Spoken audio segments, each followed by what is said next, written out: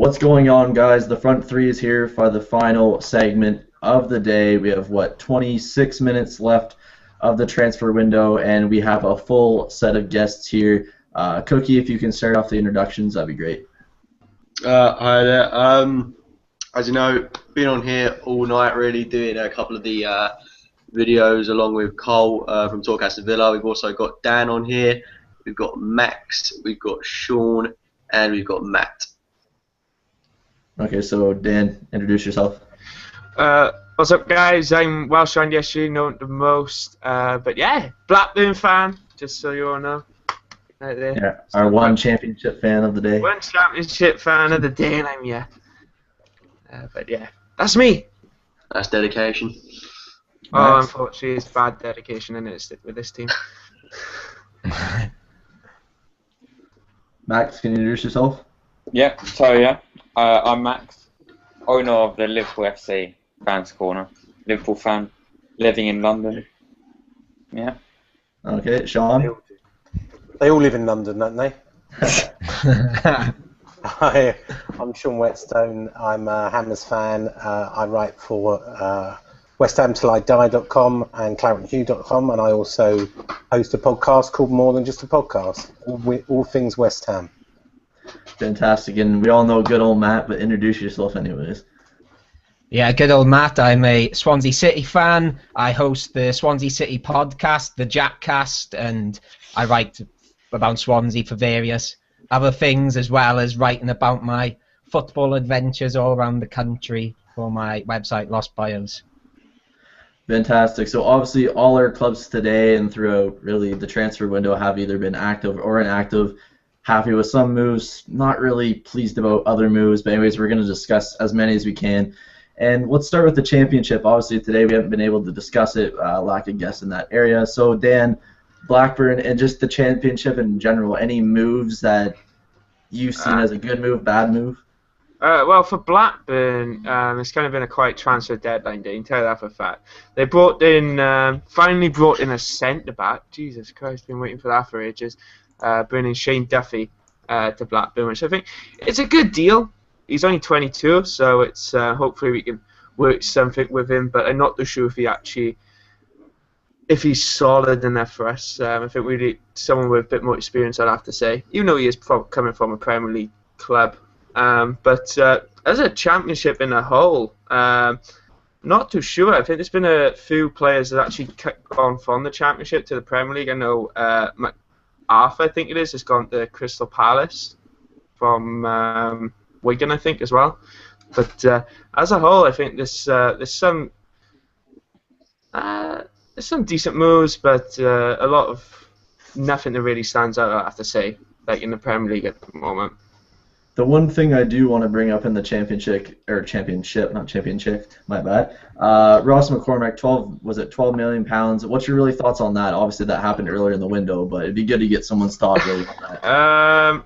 Let's just say the price tag, wow, 12 million. But what was Fulham, obviously, when Ross McCormack's going to get goals, he was top goal scorer last year, and I think that's what Fulham decided to do, is try and bring someone in like him who's a quality championship player and know for a fact he can get goals to get him back up to the Premier League.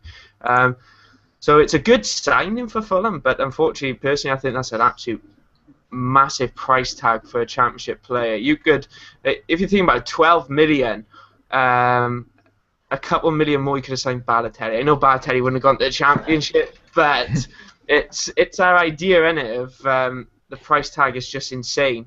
Why not go for someone else? Like, you could even sign Bentner as well. But I think it's just an insane price tag for a championship player. And he's an absolutely horrible person as well. Is he? I just hate him. When Cardiff had him, Michael Chopra, and Jay Bothroyd, I don't think I've ever hated Cardiff so much. Oh, Jesus Christ. Yeah, that was a Here we go. horrible team. He's a horrible person as well. Check that one in there. Anyways, we'll keep on with that. I just wanted one more thing on Blackburn. Jordan Rhodes, how long do you think you can hold on to him? There's obviously there was an offer. I can't remember who came in. Hull. Yeah, but like really, how long do you think you can hold on to him? Until the end of the season. In all fairness, if we get the Premier League, he'll stay. but if we don't, he ain't gonna stay. He's a Premier League player, and he's getting goals easy enough in the Championship. And if you want to get a goal, he will get one for you. So a Premier League team will suit him perfect. So end of the season, even though we signed a new contract, I ain't gonna lie. Half the time when players sign new contracts, doesn't mean anything these days. Someone's gonna come and put a bid into him. I heard a good rumour this evening about Jordan Rhodes, because you know West Ham have been after him for a while. Yeah. So there was a rumour that Matt Jarvis was going to go to Blackburn on loan for a season, and Jordan Rhodes was going to come to West Ham for a season, and we were going to pay you an extra loan fee. That's what I heard this evening. Oh, it's wow. probably one of those rumours that never came off, but it sounded quite exciting. That's Still 20 minutes. So, God, if that goes through, I'll be very, very shocked. But I didn't actually hear that one, but that's an interesting one, especially Matt Jarvis. I don't think we need more midfielders, but yeah, I'll say till the end of the season with Jordan Rhodes, in all fairness. Other than that, we've had it with him. He'll be gone. Okay, now let's switch quickly to the Premiership, because that's probably what we all really want to talk about. Let's go to Swansea City first. Obviously, Matt Gylfi Sigurdsson, he's been like a revelation since he's really came back, like the prodigal son. What's your thoughts? He's on the back of my shirt here. I won't turn it around because the earphones will get ripped out. But yeah, I absolutely love him. I met him pre-season actually, and his eyes are dazzling. He's just he's becoming my man crush, and on the pitch he's been superb. He looks even better actually than he did the first time he played for us. He seems to have upped his work rate a lot, and we've scored 7 goals this season. He's set 4 up and he scored the other. He's been incredible, and just the little passes, just the open play up, that seemed to be the one thing we were missing last year. And to an extent, Shelvey could do it sometimes, but Sigurdsson's been phenomenal since he's come back, to be honest with you. And I'd go as far to say he must be one of the signings of the season. Well, I know it's early days, but it's looking that way, I would say. Well, not even, and Nathan Dyer looks completely refreshed with him in the side too, so that works out too. One quick question for you: what would you say would be your least favorite and then your favorite signing thus far for Swansea? Well, obviously my favourite's Gylfi Sigurdsson. Although I'm a big fan, I get a lot of stick on our podcast because I love Marvin Emnes quite a lot as well, and we signed Marvin Emnes, so I like Marvin Emnes. It's hard to say a least favourite. I think we've done quite well. I was a bit we signed Tom Carroll on loan, and I was very sceptical about that. I thought he might be a bit lightweight. Maybe say least underwhelming then. I'll say that then. Okay. Well, I would have said Tom Carroll, but I watched him play in the Cup against Rotherham the other day, and he had man of the match. So I'm struggling. They've all been pretty good so far. Stephen Kingsley, I guess he's because he hasn't played much, but he's a highly rated youngster as well. So no, it's really all going very good at the moment. I'm struggling to find one. No positives. or no negatives, I should say. What am I talking about here? Max, we're going to come to Liverpool for you here first. Least favorite and favorite signing. Like, what would you say, really, in that perspective? I suppose Lambert, but it's hard to say, really. I mean, all of our signings, in my opinion, have been good. So this is hard to say. Lambert's been our less significant signing. And favorite? Oh, it's got to be Mario Balotelli. I still can't believe we signed him. I'm just hoping he has a little party in his bathroom again. That'd be quite interesting. But I guess keeping on Liverpool here, you spend an excess of 100 million since Suarez has left and such, and you have quite really not spent much with the 80 million pounds or such you got with them. Are you confident ahead of this season without Suarez? Obviously, this is asked to every Liverpool fan, but with the players you've bought, are you confident you can not necessarily be stronger, but you can carry on from what you did last season? Yeah, definitely. I mean, the problem from last season, of course, was our defence, and I think we've got that sorted. I mean, let's hope to God Johnson won't start, and I mean, two great Spanish fullbacks with massive potential. Lovren, he seems good so far. So yeah, it was a defence which was a problem. Looks like hopefully we got that sorted. with Balotelli coming up and Sturridge, hopefully he'll step up. Sterling, he's been absolutely brilliant. So yeah, I'm pretty confident. And Fabio Borini, like, do you think? I don't know if it's been confirmed that he's leaving. Obviously, there's been the £10 million agreement that's been accepted. Do you think he's gonna leave? Should he leave? Well, apparently he's now staying. Apparently he can agree terms, but I don't mind either way. I mean, 10 million's a good fee for him, but it's always good to have that fourth striker. I mean. Okay, let's move to West Ham now. Sean, obviously West Ham have been pretty busy lately. Big Alex Song making a return back to the Premier League. What's your thoughts on this transfer window for your side?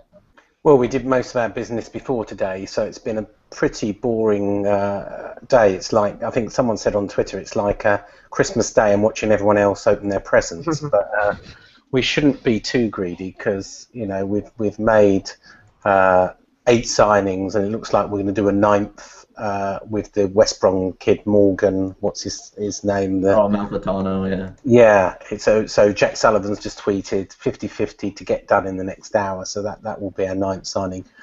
I guess the big thing is we've seen a little bit of them. That with the exception of Carl Jenkinson, who's injured from Arsenal, they're all unproven in the Premier League. So we've got to see how they go. I mean, Zarate had a really good game against Palace that I went to, where we won 3-1. But we know Palace were having an off day, and Coyote looks like he's going to be, you know, Czech Coyote. It seems like he's going to be a good defensive midfielder. A lot of people have been commenting on him. Enna Valencia still not match fit. We really don't know. The only bit I saw him was in the Sheffield Wednesday game where he just shot after shot against the goalkeeper. You know, League One. So it's a bit. Aaron Cresswell looks good. That stepped up from Ipswich, but as I say, too early to say. You know, it's we couldn't afford to pay Premier League prices for all of our transfers. We still spent a good part of 27 million, and that could rise to nearly 40 million depending on certain circumstances. So not beer money, quite, you know, but not the hundreds of millions like Manchester United have paid and Liverpool and everybody else. You know, they're in a different league when it comes to spending the transfer window. Now, I guess to make examples, which of your signings would you say are you confident that will do well, and ones that really are not so confident of? Now you put me on the spot because I really don't know. Some have shown brilliance. I think Czech Coyote will definitely be a good. You know, he was really good at Anderlecht, and I think he will be a solid defensive midfielder, which means we won't miss Mo Diarmi, who's gone to obviously the whole Tigers today. Aaron Cresswell, I think with a bit of experience, I haven't got too much worries about him as a left back. Right back, you know, Carl Jenkinson, no concern. Do you know what? I really don't know about Alex Song. It's a real strange one. It surprised a lot of people. I hope he's got something to prove, because if you remember when he was at Arsenal, he was late for training, he had discipline problems. That's what I was curious about too. Yeah, so I just hope he's come here to work hard. I mean, I went to the game on Saturday and obviously watched us get beat 3-1 by a Southampton team who've been ripped apart in the transfer window. They've lost half their team, they've lost their manager, and yet they played a lovely passing style. And I guess the real question, which we've been avoiding up to now, is how well will our manager play these new players? You know, we've got a long, you know, the history with the fans, and the current manager is well known at the end of last season. He was booed at the game on Saturday at home against Southampton. One of the big questions is how will Sam Allardyce play these new players that he's bought? You know, he, unfortunately, even with Mo Diarmi, who's gone to Hull, he was played out of position. You know, he's a defensive midfielder. He's not a winger. He's not an attacking midfielder, and therefore he was played out of position. And you might say the same with Maega, who's just gone back to Metz. You know, £4.7 million striker, didn't really get paid in his natural position.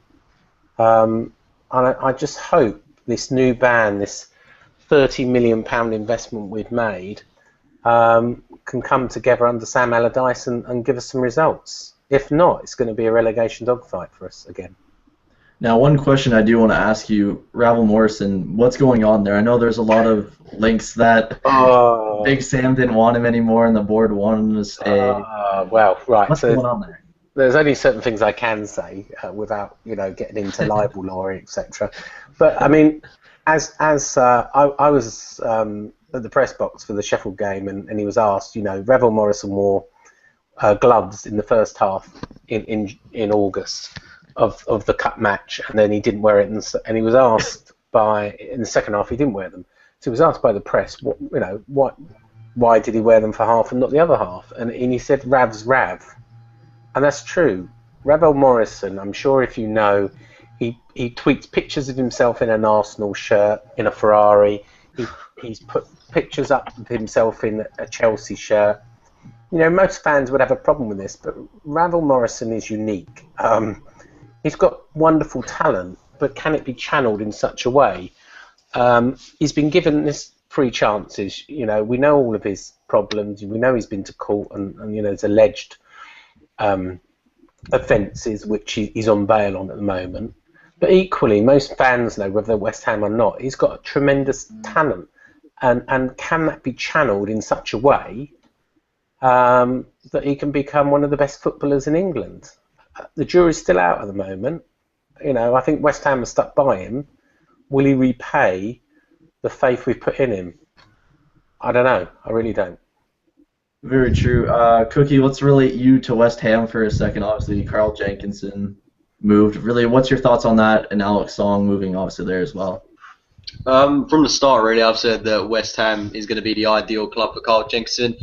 He lives around that kind of area. It keeps him in touch, with Arsenal in a sense. And I think it's going to be the kind of perfect club for his development. I mean, he's an England international.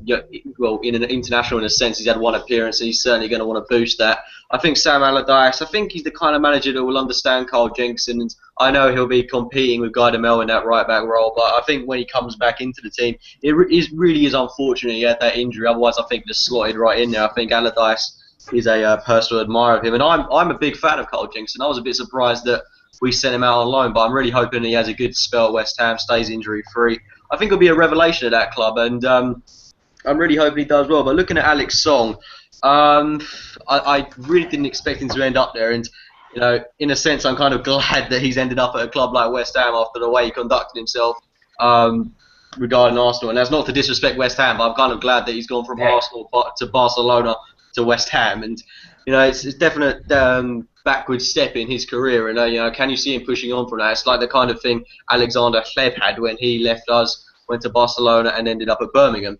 I don't know how we slot into that West Ham side. I mean, at us, he primarily was supposed to be a centre defensive midfielder, but he'd always push up the pitch, and I think he'll work really well alongside that Kayute guy that you've got. I think you've got a real talent on your hands there. And if Allardyce can get this West Ham team working properly, which not a lot of people back Allardyce, but I think he'll do all right with West Ham. A lot of mixed results with them, but I think West Ham potentially could actually finish in the top 10. I think they've brought in some excellent signs, but West Ham have always struck me as one of those clubs that bring in players that are really aging, and they bring in a load of loan signs. But this summer, it's not been the case so much. They brought in some good players, definite players for the future. Tied players down. I think that Creswell that you've got as well. I think he's a good signing, and I think they've got a good team. It's just a case of Allardyce really bring these players together. And Alex Song, he is someone that kind of has to be tamed. I remember the kind of reason he left us because he got a sniff of Barcelona. He apparently assaulted a member of Arsenal staff and turned up late for training, refused to participate, that kind of stuff, refused to play for the team. I think he'll settle down at West Ham because he's kind of got to prove his worth. This is kind of a last chance for him, really. But I think he'll do all right there. I think it's just a case of bringing these players together. I got 2 questions for you. The first one's about Carl Jenkinson. I understand he's a bit of a gooner, isn't he? He's a big Arsenal fan as well. Yeah. If you search him up, the first picture that will come up is him in his Arsenal bedroom with his signed shirt and scarf. Didn't he also, when he went out to New York recently, teach the New York fans how to sing an anti-Spurs? Yeah, he did indeed. Yeah. Also, right. Second question about Alex Song. I mean, What do you think his temperament is? If he doesn't get automatically picked, he's going to expect to be in the first team all the time. What do you think his temperament will be if he gets dropped to the bench by Sam Allardyce? Well, I don't think he can simply expect to walk into that West Ham 11. I mean, there are a lot of players in front of him who are kind of proving their worth in that side. I think West Ham have got a fairly established starting 11. And of course, he's going to be coming into West Ham assuming he's the most high-profile player. You know, look at me, I'm coming from Barcelona, I'm a league above all you lot. But I don't think he can have that kind of attitude and approach. And I think if Allardyce really is going to discipline this guy, he's got to show him where he stands within the club. And he can't walk straight into that starting 11. I think realistically he is going to walk straight into that 11. But if he has a bad performance, if he's not playing particularly well, then drop him, replace him. But he is the kind of guy that, you know, he will turn up late to training if he's not happy. He will kind of let his intentions know that he's not satisfied with something. But he never struck me as that kind of player at Arsenal. I mean, I was a big admirer of Song, especially in that 2011-12 season. But it was kind of when he got a sniff of Barcelona, it was like, you know what, I'm out of here. But he's not in a situation to do that at West Ham. The reason he's going to West Ham on loan is to improve himself, and you kind of got to assume that this time next year when he's back at Barcelona, they're going to want to shift him on, and he's going to want to have a good career at West Ham so he can potentially get a move to another Champions League club. Well, let's hope so, because Sam Allardyce will not put up with, you know, he expects really hard training, he expects fitness levels, he expects people to turn up. He's a real disciplinarian. That's why he won't put up with it with Rav. You know, he needs to toe the line or Alex will find that he's falling down. I hear that, funny enough, Sam Allardyce was the one who picked Song and then was negotiating with Alex Song 6 weeks before he even told the chairman because he didn't want it to leak out. So he privately he was negotiating with Alex Song. So, you know, it's his pick and he'll really have to make this work. Yeah, I mean, just out of interest, I mean, I'm from the West Ham kind of area. Are you Sam in or out? Oh, that's a good question. I'm Sam in, out, shake it all around. At different times, and I've met Sam several times. You know, very clever man, charming man to meet, but it's just not happening a lot of times. And you know, when we've beaten Spurs 3 times last week, you know, you can think, yeah, we're turning a corner, and then we play a game like we did against Southampton on Saturday, and it's 10 steps back.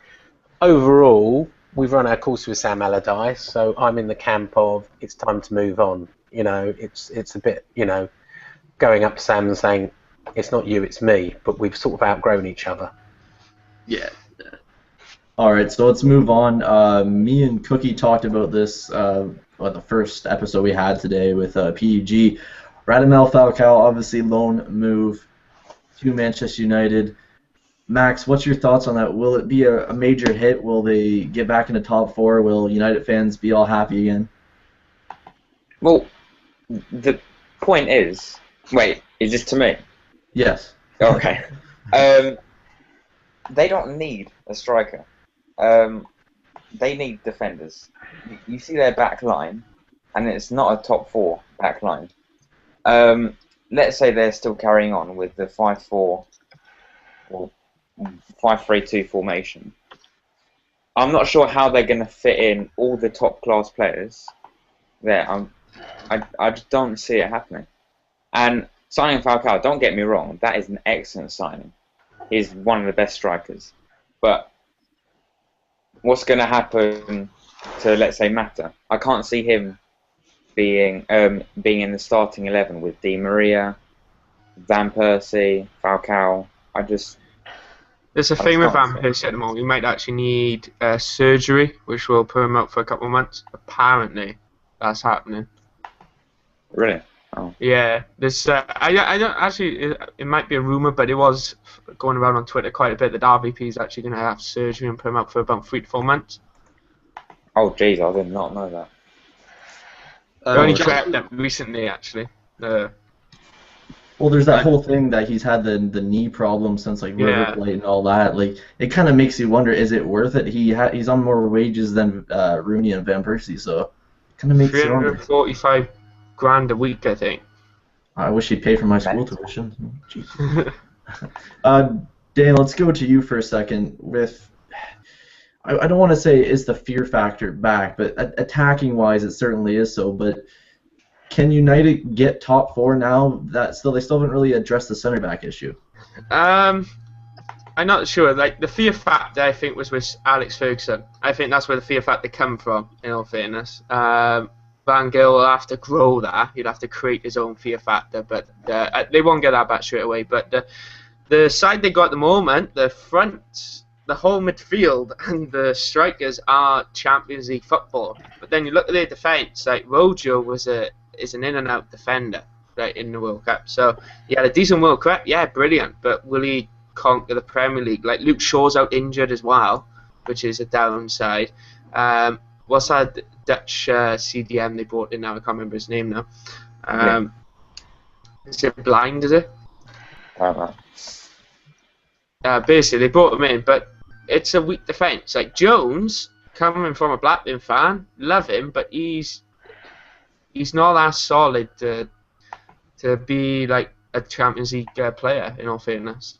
But personally, I think they're gonna maybe get higher than what they were last season, but it isn't. It'll be close. It'll be close. I want to see what they're gonna do in January now, because I think they regret big time not signing like a player like Hummels or someone like that into the side, without a doubt. And Cookie, you said you had something to say? Yeah, news just coming in that we've got an extension on the Welbeck transfer, so it looks like tomorrow morning we'll be waking up with Welbeck as an Arsenal player, so we can take a bit of time regarding that transfer, and hopefully that'll all come through. I believe the same's happening with United and the whole Falcao thing, so that seems to work perfectly for both clubs. Thoughts on that? 60 million, Jesus Christ. Is it a loan or is it actually a permanent deal now? No, it's a permanent deal, but I'm hearing that it's 10 million and it rises to 16 million based on silverware. But I think, given his age, that's actually a fairly good investment. I mean, I think he'll do all right at Arsenal, certainly better than he did at United, especially if he's played in that central role. And really given his chance, he's got pace, power, strength. He's a fairly tall guy as well. So, yeah. Do you think he'd become a bit like a Daniel Sturridge? Like at Chelsea, wasn't like shown to be the best player. Then he moved to Liverpool and was amazing. Do you think Danny Welbeck would be the same by going to Arsenal? I don't know. It's really hard to kind of put my finger on that. I'd like to judge him after a couple of games, but the thing is with Arsenal, he's going to walk into that starting 11 because we've got no Olivier Giroud, and quite frankly, we can't rely on 21-year-old Yaya Sonogo. So Welbeck will probably walk straight into that starting lineup. Players are spearhead for the team, and you got to hope that he'll have a good season with us. I mean, if he impresses in the first couple of months, considering that he's already got that Premier League experience under his belt with United, he scored a couple of goals there, he creates assists and stuff, but obviously he wasn't part of Van Gaal's plans. I am hoping that he'll kind of emulate the kind of figure that Daniel Sturridge is, but I don't know. I think it's going to be difficult. Given his age, there's certainly the potential there to do it. And of course, Roy Hodgson's got faith in him. He plays him in practically every England game, so there's certainly something there that maybe Van Gaal's overlooking. But he's got all the attributes to be a class striker, and hopefully we'll be looking back at his transfer in 10 years' time as a smart investment. I just want to give a quick thank you to Max from LFC Fans Corner. He had a jet off, but thanks for coming on. Remember, you can go follow him on Twitter at LFC Fans Corner. There you can find the link to their website. But let's continue with the Welbeck thing. Matt should be back too, just had some computer issues. Sean, can Welbeck, if this move does go through, do you think it could be a revitalization in a positive way, hopefully? No, I don't. I don't know. I mean, Man United... Welbeck has never really impressed me. He's never been a prolific goal scorer. I just think there's just so much competition now, and I don't know. It'd probably be unfair to Welbeck, but I've just never rated him as a prolific striker, really. And if he was offered to West Ham, I wouldn't have taken him. It sounds a bit rough, but I just don't rate the guy. I think he's the kind of player that doesn't particularly work within the United system. I think the past year or so, especially, they played very static football. And if you ever notice when he plays for England, he's fairly prolific. And I think in a team like Arsenal, where we're always playing fast, tick-a-tacker kind of football, I think he's definitely going to work with us. And I think considering he's kind of got a physical presence about him, that's exactly what we need going forward, because we haven't really got any strength, and especially with Alexis Sanchez, who's able to hold off about 4 players at a time.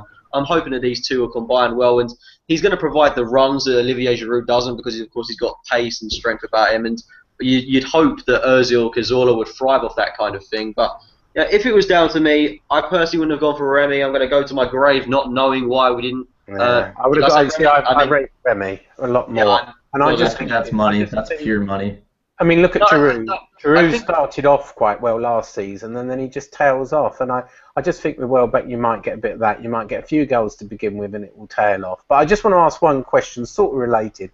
What was your manager doing in Rome when the transfer window's going on? What's all that about? He's with the Pope playing volleyball or whatever it is while the transfer window's going on. What's that about?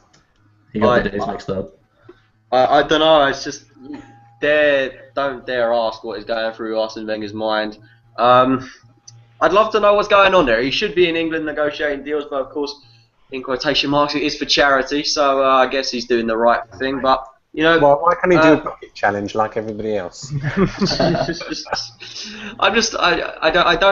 I think we can look back on this transfer window as a fairly good one, but I think there are a lot of issues that still haven't been addressed. I mean, we haven't brought in a centre-half after we've let Thomas Vermaelen go. We've let Carl Jenkinson go out on loan, so we effectively don't really have any right-back cover apart from young Callum Chambers, who's, in a way, he's got a lot of responsibility on his shoulders, so he's going to have to occupy 2 roles as a backup kind of player. We still haven't brought in a centre defensive midfield player. We've still got Arteta and Flamini playing there, who arguably have both lost their legs. And Flamini just leaves gaping holes in the midfield, and that's where we lost all of our games last season, in the midfield, especially against the likes of City and Chelsea and Liverpool, because we were absolutely out-mustered there. So that is my main concern. How about the Daily Express story? I'm sure you saw it. The £22 million bid for combined Winston Reid from West Ham with a £3 million cheeky bid, and so the rest of it with Boney. Was that ever a real possibility of a dual bid for Winston Reid centre-back and Wilfred Boney? From what I've heard, I haven't heard anything about Boney. I mean, I know for a fact that the strikers that we were legitimately in for were Remy, Falcao and Cavani. But, you know, we kind of fell out of them because we don't pursue targets for some mad reason. I know we were definitely after Winston Reid. But I'd have loved Winston Reid. I actually really rate the guy, and he'd certainly have done a job as a backup centre-half, and that would have allowed Callum Chambers to work as the right-back backup. But, you know, I think we're very lightweight, to be honest. I think going into this new season, we're in a worse situation, kind of, than we were last season. I know we've brought in Alexis Sanchez. We've also brought in Danny Welbeck, but let's face it, if Giroud hadn't got injured, we wouldn't be bringing in Danny Welbeck. Our number 1 target for this transfer window was to bring in a centre defensive midfielder. We've been linked with William Carvalho all summer. It was also being rumoured that we were after Kondogbia. Where have those targets disappeared? Also, Sami Khedira, what on earth happened there? That disappeared. So we haven't got a holding midfielder. We're now having to rely on Arteta and Flamini up till January. But let's face it, who are we going to get in January of top quality? So we've got yeah, brilliant, Kim Kjellstrom. But I am left feeling disappointed in a sense. I mean, the Sanchez, world-class player, quality buy. To be honest, if we'd have signed Sanchez today, there'd be parties in the streets of North London. But you know, there are still gaping holes in that squad in some senses. The defensive midfielder one. If Giroud hadn't got injured, that would have had to have been the priority. And Welbeck was the panic buy because he got injured. Welbeck, I can't really see being someone that we've monitored all summer and that we've laid a marker on that we wanted to buy. But he is a decent player that we brought in. But not getting a defensive midfielder, I think that's going to cost us. But moving on to the next point, Negredo, a done deal with Valencia. That's certainly an interesting one. That's been speculated all day. Thoughts on this one? Dan, you want to give your thoughts on that? To be honest, I'm kind of not surprised that he's actually decided to leave City. Also, they've got a shit ton of strikers, is the best way to actually put it. But to a team like Valencia, I thought he may have gone to a... I know Valencia are a big club, but a stronger team in the Liga BVA. But I think it's a good signing for Valencia, without a doubt. Because Valencia always seem to get good players, like... well, you got David, you have Matt there, all these players, and you just end up getting sold to every big club, but it's good the fact they bring him in because he's a good goal scorer. He did well in the Premier League, and he probably going to absolutely destroy it in the League BVA as well. Do you think it was just a matter of not, I wouldn't say being homesick, but like he was doing so well and then it just kind of all came apart for him so quickly? Is it just one of those cases where you did good for us for this amount of time, move on, get someone else in? Yeah, probably, and I think it's the fact that I don't know how to pronounce his name. I think it's Djokovic or how the hell you pronounce it. The Man City striker. I think it's because the fact he come from Fiorentina, probably not pronounced his name properly. But he's starting to come into his own now, and he's got that starting 11th position. And last year he didn't, so he's kind of probably thinking, well, he's coming back into it. Do I actually want to be sitting on the bench, or do I want first team football? He's going to join Valencia and get that first team football. So that's why I kind of think of it and how it went. Matt, can you hear us? Yeah, I can hear you loud and clear. Yeah, he was all excited over the. I touched the side. Yeah, well, that's what I was going to say. I touched the side of my laptop and it was absolutely boiling. So I think it must have been just got excited about Wilfred Boney. It just because it was literally about a minute to go, so I think it just blew. Oh, and by the way, the window has closed. We didn't address that about 10 minutes ago, but we did now. Better late than never. I want to mention a tweet, and I think this is, I only just recently seen it, from Ben Foster. I think this might be from last year, actually, but I've just seen it retweeted now. So I swear, if I catch my son dancing behind a reporter on Sky, I will, like these kids, I'm going to 2-foot him. I think that's the best tweet of the night. There's a good one. And in other positive news, I'm sure everyone wanted to see this. Nico Kranjčar has returned to QPR. I'm pretty sure everyone's ecstatic about that. I don't know. The transfer I'm most disappointed about is the Nikola Zigic didn't go to Arsenal in the end. I was very excited about that. God. Yeah, Cookie, what is your thoughts on that? I never did ask you that. Yeah, maybe we should just avoid that whole topic. Zigic to Arsenal, was that ever a thing, or was that just some lie made up? Make it a challenge for you. Make it a challenge for you. Describe him in like 3 words or 2 words. Big and shit. Okay. That works too. Okay, so let's go back. I'll ask you guys a few questions about your club, of course. We'll start with Cookie, and then we'll work our way across. With your signings, obviously you're not happy you didn't get a dominant defensive midfielder. Where do you think you can improve on in January? Obviously you know where you can improve on in January, but who do you think you could potentially get in January if you look ahead, and where do you think you'll finish the season? Okay, so if you look at the players that we bought in back in January, not January, July, when we did our main business, and we bought in Ospina, Debuchy, Chambers, and Sanchez. Debuchy, Ospina, and Chambers, these were all replacements for players that had left the club, because obviously we'd lost Sanya, Vermaelen, etc., and Lucas Fabianski to Swansea. And they're not additions, they're just replacements. And then we bought in Sanchez, who was a revelation at the time, a bit like Ozil was. Like I said, if we'd have signed him today, everyone would be going absolutely mad. And he's a world-class quality addition to the squad. I still don't think he's hit his best form yet. I think he's had 2 really good performances against Leicester and Besiktas. It's only a matter of time before he gets better. He's looking stronger and stronger with every game. And he's got real pace about him. I can't wait till Walcott's back to see how these 2 fit into the side together. I think it's really exciting when Chamberlain and Sanchez play together, because that works really well. But with the addition of Welbeck now, incredibly underwhelmed, I'm going to be honest to say the least, after we've flirted with the likes of Cavani, Falcao, Jackson Martinez, those kind of names, the whole summer. I am disappointed that we've ended up with Welbeck. I'd have gone in for Remy, to be honest. Like I said, I don't know why we have. No, it really annoys me, to be honest, because he's been there the whole summer. Retrospective, had Giroud got injured or not, we should have been in for Remy. An $8 million buyout clause for a club like Arsenal. That's absolute pennies. We should have been in there right away. And the fact we've ended up with Welbeck, we're paying double what we could have done for Remy. Welbeck, young player, I'm sure he will develop into a quality talent, soon to be 24 years old, but he's got to prove his worth at Arsenal, got to make a name for himself. I think, like I said, his style will suit us because he makes runs, he's a strong physical player, and hopefully he can work alongside Olivier Giroud and those who can compete for that striking role, and he'll combine well with Alexis Sanchez and Theo Walcott, and we're bombing forward. Will be really exciting. But I am disappointed that we haven't got a quality out-and-out striker that's a prolific goal scorer. Because let's face it, Welbeck isn't the most prolific in front of goal. I mean, lots of United fans slate him for not scoring when he should be, and I know they rate him in a sense, but I'm just hoping that he'll improve at Arsenal. I think that's one of the reasons he wanted to come to Arsenal ahead of Tottenham Hotspur, because he'll improve as a person, because Wenger gives younger players a chance. But relating back to that defensive midfield issue, we've been linked with players the whole summer: Khedira, Carvalho, Kondogbia. Haven't got a single one in. This is where the league is potentially lost for me, because that's the area where we lost the midfield battles against Chelsea, Liverpool, etc.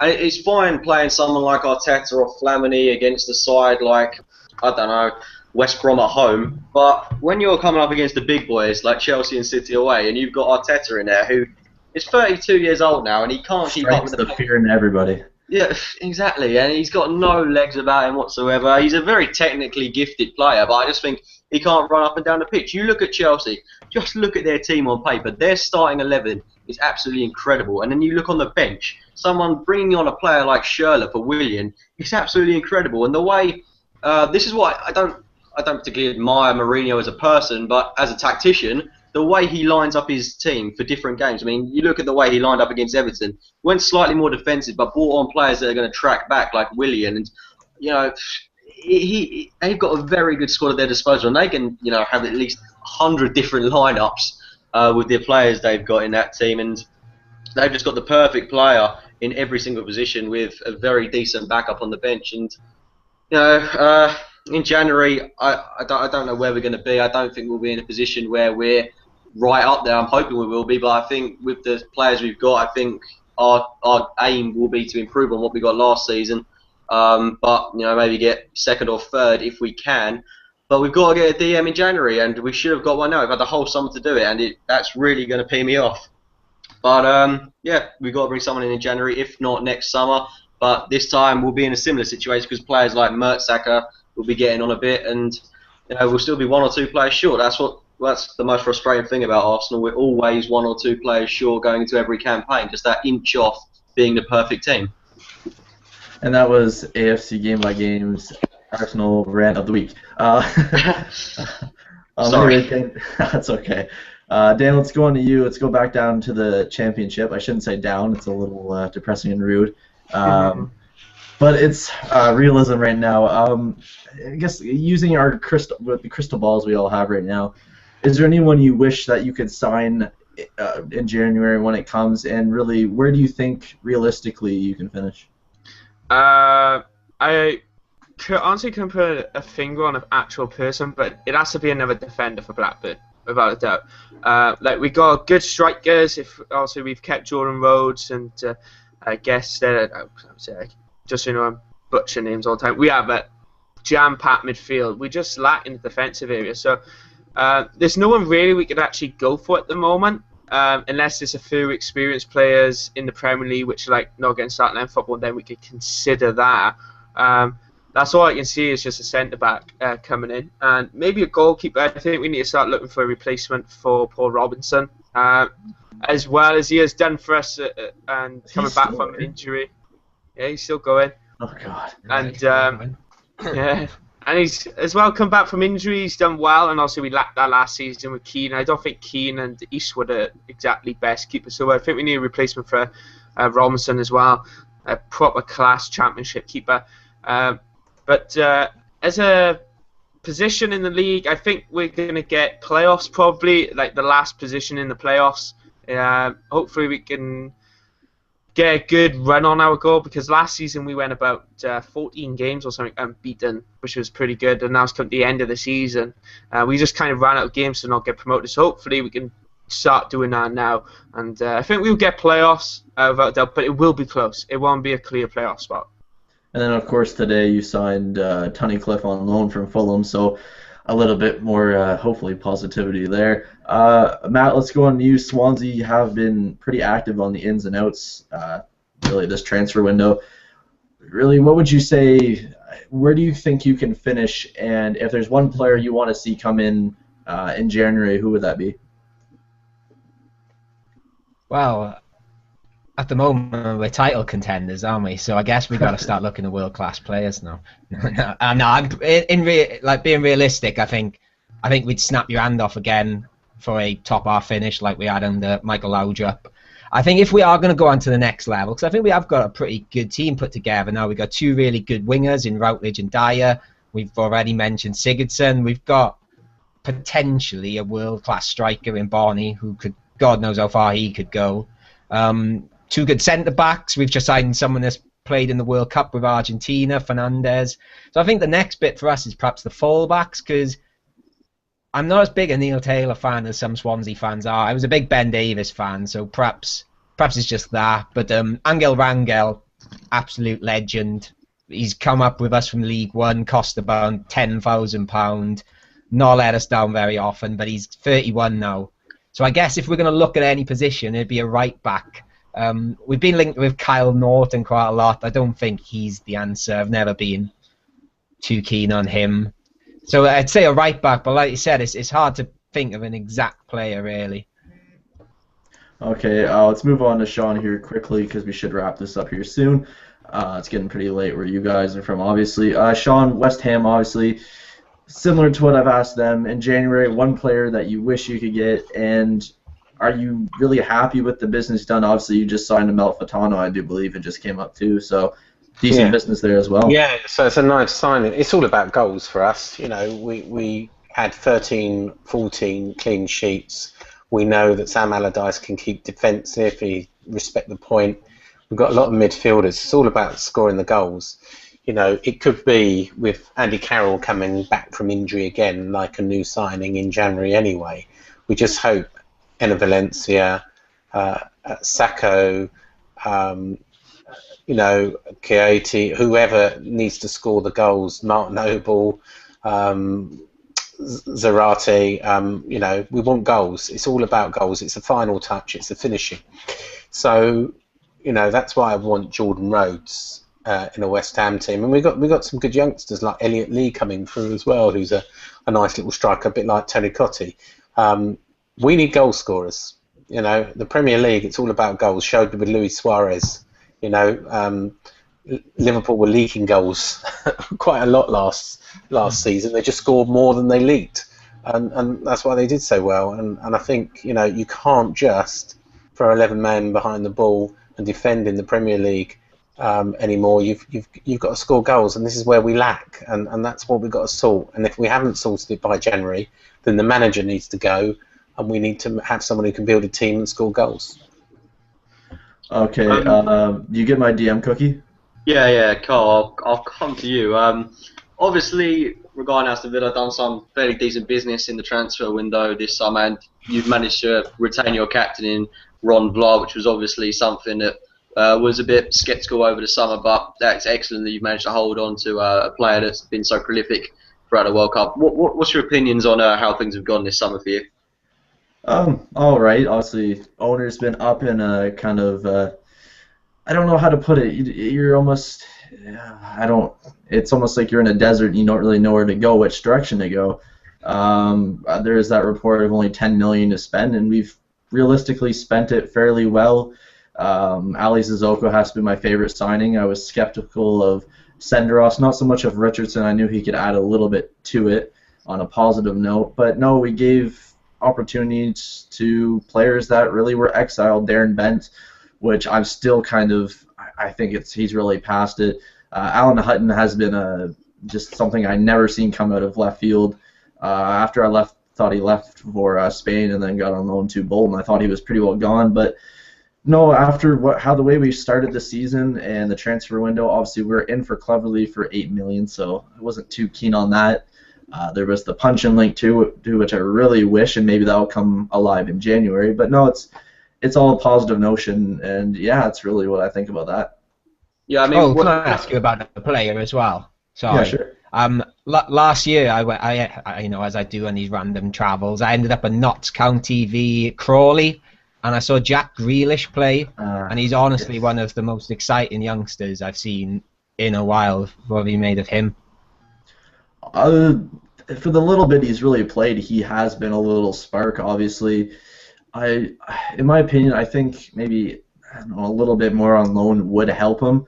When Punchin was linked, I would have thought that would have been the one player to go on maybe a 6-month loan or something, or a full season or something like that. But no, coming off the bench, he's done really well. Hasn't really got the opportunities to say that he'll be like a world beater. Pardon? He's got kicked a lot. Oh yeah, he does, and he does like to wear his socks really low. I've noticed that he's quite the fashion setter too. So no, but yeah, our academy does look decent in that sense, but he has to be the standout figure for me. And Cookie, you're gonna say something? Yeah, it's totally slipped my mind. Sorry. Okay. Anyways, we'll go back to me. We'll wrap it up here quite quickly. We'll go from Cookie and across. So really, overall, the transfer window, any league, whatever, what do you think has been the best piece of business and the worst? Best piece of business. It's hard to say with so many inflated prices at the moment, but a bit controversial. But I think I might go for Mario Balotelli to Liverpool. I think for a guy of his age, I think 16 million for him. I think they've done a fantastic piece of business for someone that could potentially be a world-class player in a few years. I think he had a really good debut against Tottenham Hotspur. Of course, he missed a couple of good chances, but then again, he hasn't played a real competitive match since the group stage in the World Cup. So I think that's an excellent piece of business there. But I think getting Alexis Sanchez for 30-odd million was a good bit of business. But yeah, I know, but I think he's really got, if he can kick on and potentially be that world-class player that we supposedly signed, then I think that's going to be a real good piece of business. But I think the best players that have been bought in by clubs quite easily, you'd have to say Falcao and Di Maria. But in business terms, very poor business, because 60-odd million and then 24 million that you have to spend in wages and that for a guy that's only going to be with you for a season, just shows how desperate United are to get in the top four. That they're throwing silly money around. But I think that they've bought quality players there, and arguably Cesc Fabregas going into Chelsea, I think Mourinho's got a real top talent on his hands there. It really sickens me to say it, but they've got a top quality player there. And Diego Costa as well, worst bit of business. Quite possibly Felipe Luis. I think they bought him in for about 20 million, and he's getting on for 30 now, and he's being kept out of the first team by Azpilicueta. Obviously a great player to have in the squad, did excellently for Atletico Madrid, but he's probably my worst bit of business, along with Luke Shaw for 30 million. Supposedly it isn't up to the physique that a lot of people expect him to be, but yeah, that's basically my thoughts. Okay, and Dan, worst and best? Best bit of business, I'll have to say, right, I'm going to say as a whole, is Hull City. They've brought in a quality bunch of players, and they also on the hunt for Ben Arthur to come in on loan as well. So I have to say, Hull as a whole have done some quality business this transfer window. And also, I really like the signing of course, like few Man United signings, Di Maria. How the hell they actually end up getting him without Champions League football? I think it kind of shows that money talks at the end of the day. But for a down, not so good. I'm going to kind of go back to Blackburn here, and it's with their defence. Just due to the fact that at the start of the transfer window, we knew for a fact we needed a bunch of solid defenders. We knew since January, because we lost Dan, and we never really brought a replacement in for Dan. Hopefully Shane Duffy can do well, and Baptiste, I think it is, who we've actually brought in. Hopefully they can do well, but personally, I think that's a bad bit of business for us. Matt, best and worst?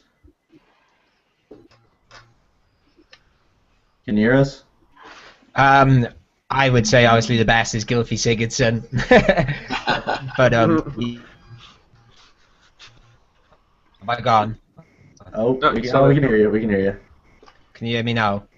Yeah. No. Can you hear me now? Yep. Yeah, we can hear you. He can't hear us. He can't hear us. Okay, we'll get back to you in a second. Sean, best and worst? Well, I'm going to go the opposite. I think Balotelli is an excellent signing, not only just entertainment, but I mean he can be an excellent super sub and an impact sub just coming off that bench. It might be just what Liverpool wants. If I wasn't a West Ham fan and didn't dislike Spurs so much, I might almost admire Eric Dyer, what did he score? 2 in 2, including one against West Ham. He's a centre back, isn't he? Isn't he a centre back? He was asked what he was doing there, and he went, "I got carried away a bit," and scored against West Ham in the last, and then went off and then scored another goal for the set piece. He looks a tiny bit of business. Do you know the worst? I'm going to go for Di Maria, because I really think it puts a lot of pressure. These big name signings, the Torres, the Andy Carrolls, the Matters of this world, the Ozils of this world, you know, the more money, the more pressure. It seems to be doomed to failure, and I hate to say this, but that's another mega signing. Falcao could be exactly the same. Oh no, Falcao won't be the same. Well, Di Maria will, you know, I just don't know if it will work. We will see. We will see. We will see. Time will tell. Okay, for mine, the best, I'm going to have to go with, for short term right now, I'm going to have to go with Matt. I thought Sigurdsson's fantastic so far. He looks like a completely different player. Just really seems to compose their midfield, and it looks like there is something they've really missed since the first year Michu was there, and they were just on fire. It just seems at this point they're unstoppable. Certainly it will stop eventually. And probably the worst for me, I'll have to go agree with Sean, and have to be just Di Maria. I just feel like when we had a United fan on, we had Paris on, FIFA Monster, if you don't know him, on earlier from YouTube, and he was kind of not comparing him to Ronaldo, if you remember that, Cookie. He's kind of giving that expectancy of Ronaldo. Well, I think if you put that pressure on him, though, that's just Ronaldo. Yeah, I mean, the expectation on these players is so massive, and they can quite easily crumble under that pressure. When you put things into perspective, Man United, quite easily the biggest commercial club around the world. They've got millions of followers, you know, from over there in India, Bangladesh, those kind of areas, and all these people are expecting this guy to perform, and he's going to get criticised. And although, to be fair, Man United player, he won't get half the criticism that Ozil got, even if he doesn't put in good performances. But I would expect him to do well there.